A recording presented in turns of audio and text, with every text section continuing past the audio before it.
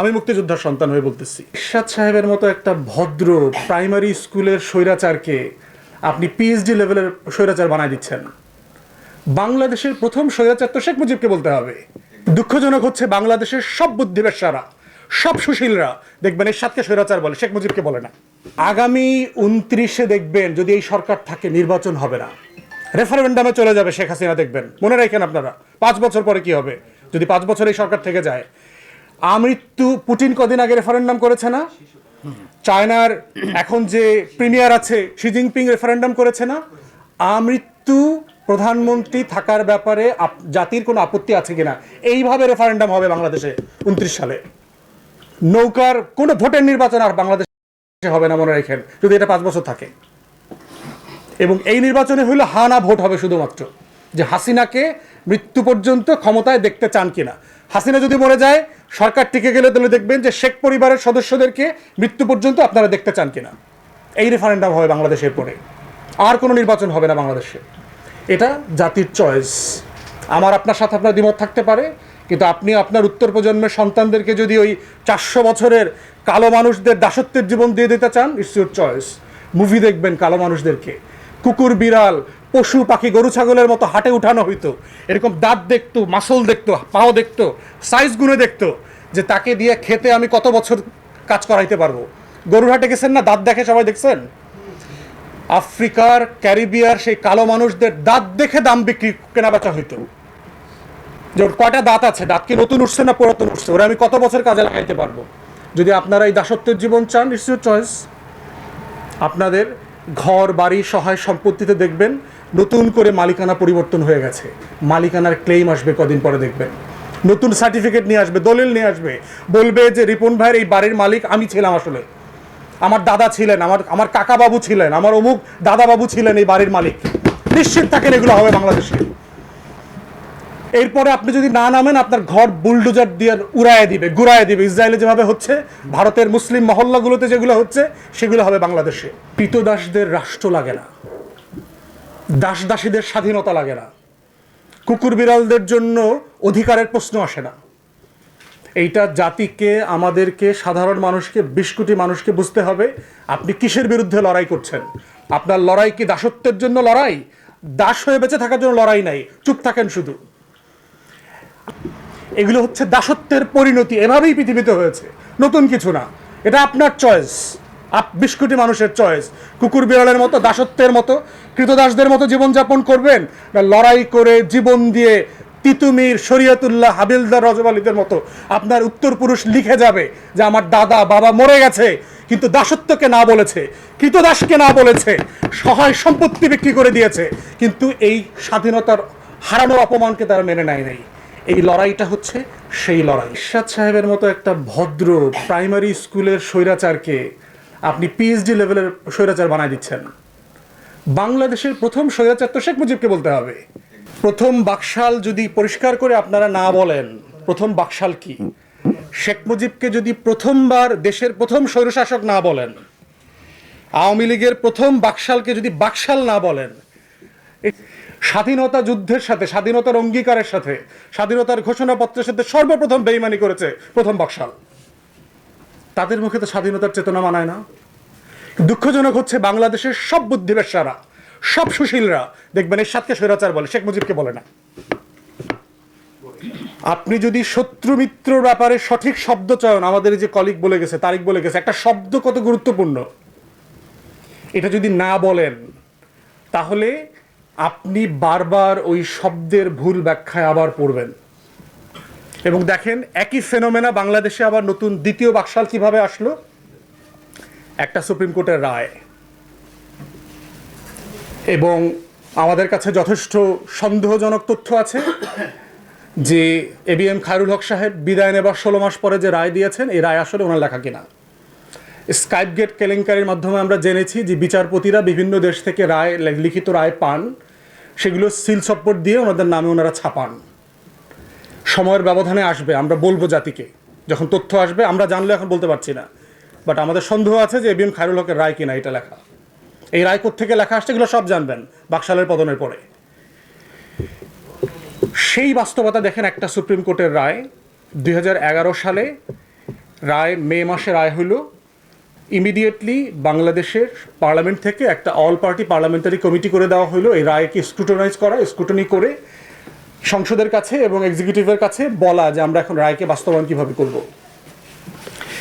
এই 15 সদস্য কমিটির চেয়ার করছে সুরঞ্জিত সেনগুপ্ত। এই কমিটির সামনে শেখ হাসিনা গিয়েও বলে আসছে যে কেয়ারটেকার প্রভিশন থাকা উচিত। আপনারা তখন পত্রিকা খুললে দেখবেন আওয়ামী লীগের মন্ত্রীরা তোফায়েল আহমেদ, আমু, হাসান মাহমুদ থেকে শুরু করে যত লোক আছে এই বাটপাড়ি সরকারের মন্ত্রী সবাই মতামত দিয়েছে এককভাবে যে এই সিস্টেমটা থাকা উচিত, কারণ না হলে রাজনীতিতে একটা যে সমঝোতা তৈরি হয়েছে সেই সমঝোতার জায়গাটা ভেঙে যাবে এবং আবার বিশৃঙ্খলা তৈরি হবে। আমরা দেখলাম জুন মাসে অফিসিয়ালি রিপোর্ট প্রতিবেদন নিয়ে এই টিম শেখ হাসিনার সাথে দেখা করলো। পরের দিন আমরা এই টিমের প্রধান, ডেপুটি এবং শেখ হাসিনা সবাই বলা শুরু করলো যে কেয়ারটেকার প্রভিশন বাতিল করে দিতে হবে। এটা কিন্তু কয়েকদিনের মধ্যে ঘটনা যে আওয়ামী লীগের টোটাল অপিনিয়ন সবাই বলেছে, শেখ হাসিনা সহ, যে কেয়ারটেকার প্রভিশন থাকতে হবে। আওয়ামী লীগের তাবৎ সিনিয়র লিডার বলেছে কেয়ারটেকার প্রভিশন থাকতে হবে। তাহলে কেন একদিন দুই দিনের মধ্যে গণেশ উল্টে গেল? কারা এটা রোল প্লে করেছে? যারা বাংলাদেশের নির্বাচনের অঙ্কটা খুব ভালোভাবে জানে, বিএনপি, জামাত, ইসলামপন্থীরা নির্বাচন করলে আওয়ামী লীগ বাংলাদেশে স্থায়ী বিরোধী দলে পরিণত হবে। এই অঙ্ক যার কাছে পরিষ্কার, তার কাছে বাকশালও পরিষ্কার হয়ে যাবে। তাহলে দেখেন যে একটা সুপ্রিম কোর্টের রায়, সংসদের একটা বিল, আওয়ামী লীগ 1 মাসের ভিতরে বিল এনে আপনার 15th অ্যামেন্ডমেন্ট দিয়ে পুরো রায় কার্যকর করে দিল। অথচ রায়ের কিন্তু ফুল রিপোর্টও তখন আসে নাই, পুরো রায়টা আসে নাই লিখিত রায়। সরকার এটা করতে পারে না, শর্ট অর্ডার দিয়ে পার্লামেন্টে সংশোধনী হইতে পারে না। এবং এইটা করার মধ্য দিয়ে আমরা যেটা বলছি যে 11 সাল থেকে এই সরকার অবৈধভাবে দেশ শাসন করছে। কেন? আমি আপনাদেরকে এর আগেও অনেকবার বলেছি, সংবিধান সংশোধনী এমন একটা ব্যাপার, আমরা যদি একটা ওয়েস্টমিনিস্টার পার্লামেন্ট ফলো করি, আমি বহু বছর ধরে ব্রিটিশ এবং আমেরিকান এবং ওয়েস্টার্ন পলিটিক্স ফলো করতেছি, সংবিধান সংশোধনীতে হাত দিতে হলে ম্যান্ডেট নিতে হয় আগে থেকে। এটা বিল না যে আমি পানি পরিশুদ্ধকরণ একটা বিল দিলাম পার্লামেন্টে, আমি আবহাওয়া পরিবর্তন বিষয়ক বিল দিলাম, আমি দূষণ প্রতিরোধ বিল করলাম, এগুলোর জন্য ম্যান্ডেট লাগে না। কিন্তু সংবিধানে হাত দিতে হলে জনগণের ম্যান্ডেট লাগবে। জনগণের ম্যান্ডেট কিভাবে আসে? দুইভাবে আসে। একটা হচ্ছে আপনি অব্যবহিত নির্বাচনের আগে আপনি জাতিকে বলবেন যে আমরা কেয়ারটেকার প্রভিশন বাতিল করব, আপনাদের কাছ থেকে ম্যান্ডেট চাই। ভোটের মধ্যে দিয়ে এই ম্যান্ডেট প্রমাণিত হয়ে যাবে, আপনাকে যদি ভোট দেয় আপনার ম্যান্ডেট পেয়ে গেলেন। দ্বিতীয়ত হচ্ছে রেফারেন্ডাম, পোস্ট ফ্যাক্ট ইফেক্ট যদি আপনি দিতে চান, যে আপনি এটা সংসদে প্রিলিমিনারি ড্রাফট পাস করায় গণভোটে দিয়ে দেবেন। আওয়ামী লীগ কী করেছে দেখেন, 15 অ্যামেন্ডমেন্টটি শুধু কেয়ারটেকার প্রভিশন বাতিল করে নাই, গণভোটের যে রেফারেন্ডামের যে প্রভিশন ছিল আমাদের কনস্টিটিউশনে সেটাও বাতিল করে দিয়েছে। তাহলে এখন তারা বলছে যে কেয়ারটেকার প্রভিশন বাতিল হয়েছে কিন্তু আমাদেরকে তার গণভোট করা লাগতেছে না, কারণ সংবিধানে তো আমাদের গণভোট নাই। এই যে বাকশালের ফ্রেমওয়ার্কটা যদি বোঝেন, জাতিকে বুঝতে হবে যে বাকশাল কিভাবে ওয়ার্ক করে, ফ্রেমওয়ার্কটা কোথায়। এই একই ভাবে দেখেন 2011 সাল থেকে যা যা নাটক হচ্ছে, এরপর থেকে 14, 18, 24 নির্বাচনের আলোচনাটা এখন আর প্রাসঙ্গিক আলোচনা না, আলোচনাটা এখন সার্বভৌমত্বে চলে গেছে। বাকশাল প্রথম যেটা করেছে আমাদের স্বাধীনতা মুক্তিযুদ্ধের সাথে, আমি মুক্তিযোদ্ধার সন্তান হয়ে বলতেছি, আমার বাবাদের রক্তের সাথে, যুদ্ধের সাথে বেইমানি করেছে আওয়ামী লীগ। শেখ মুজিবের নেতৃত্বে বাকশাল করে বেইমানি করেছে। এই বেইমানি করার মধ্য দিয়ে যেটা হয়েছে, বাংলাদেশের স্বাধীনতা সার্বভৌমত্বের সাথে তারা বেইমানি করেছে।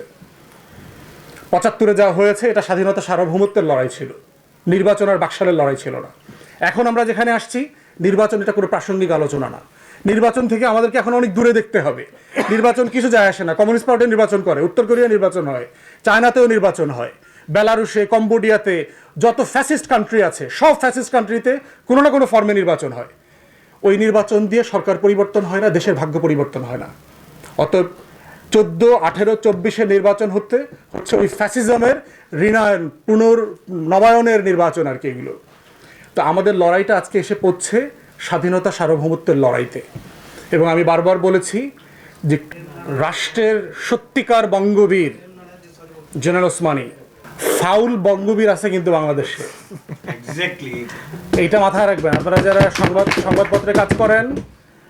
ওই ওই ভুয়া বঙ্গবীর ওই নামের পিছনে লাগাবেন না, ওই কিন্তু ভারতের দালাল। কিন্তু ঠিক। শত্রু মিত্র চিনতে ভুল করবেন, বারবার লড়াই করবেন, পরাজিত হবেন। আসল বঙ্গবীর হচ্ছে রাষ্ট্রের পদক যে যাকে দেওয়া হয়েছে সেটা হচ্ছে ওসমানীকে। অন্য কোনো ভুয়া বঙ্গবীর বাংলাদেশে নাই, একটাই বঙ্গবীর, সেটা হলো ওসমানী। তো বাকশাল করার এই আইনটা পাশ হইল, সময়টা কখন দেখেন যে অস্ত্র হাতে একটা জাতি 9 মাস যুদ্ধ করে একটা দেশ বানালো। এই দেশটার ডিক্লারেশন কি ছিল? আমাদের স্বাধীনতার যে অফিসিয়াল ঘোষণাপত্র, যেটা অস্থায়ী প্রবাসী সরকার পাঠ করেছে 1971 সালের 17 এপ্রিলে, সেখানে পরিষ্কার করে বলে দেওয়া ছিল যে ওয়ারঅ্যাজ দিয়ে, যে মানে আমরা কেন আলাদা হচ্ছি। পাকিস্তান আমাদের সাথে বিট্রে করেছে, বৈষম্য করেছে, আপনি সাথে দ্বিমত হইতে পারেন না পারেন, আমি ঘোষণাপত্র কোট করতেছি। এইসব কারণে আমরা পাকিস্তান থেকে আলাদা হচ্ছি। হওয়ার পরে কি করব সেটা বলে দেওয়া ছিল যে আমরা একটা independent sovereign people's republic of Bangladesh নামে একটা রাষ্ট্র বানাবো, স্বাধীন, সার্বভৌম এবং গণপ্রজাতন্ত্র যেভাবে বলেন, এরকম একটা বাংলাদেশ রাষ্ট্র প্রস্তাব করছি। এই রাষ্ট্রটা কিভাবে চলবে এবং কি করবে, in order to ensure equality, human dignity and social justice for the people. সে হচ্ছে সাম্য, মানবিক মর্যাদা এবং সামাজিক সুবিচার প্রতিষ্ঠা করবে তার জনগোষ্ঠীর জন্য। এখন দেখেন 71-এর 17 এপ্রিল থেকে 75-এর জানুয়ারি, 4 বছরও না,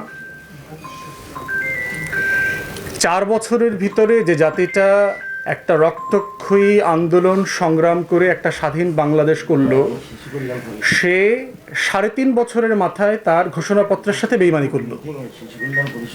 যেখানে এই ট্রানজিশনটা শুরু হয়েছে, আন্দোলনটা একটা নির্বাচনকে ঘিরে, ক্ষমতার ট্রানজিশনকে ঘিরে, 70-এর নির্বাচন এবং শান্তিপূর্ণভাবে ক্ষমতা